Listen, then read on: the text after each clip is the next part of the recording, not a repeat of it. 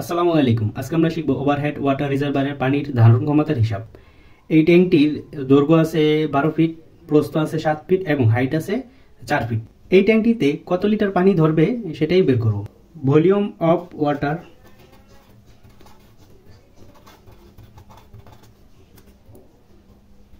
L into B into H, অর্থাৎ দৈর্ঘ্য 12 fit, প্রস্থ 7 ফিট এবং এর হাইট কত?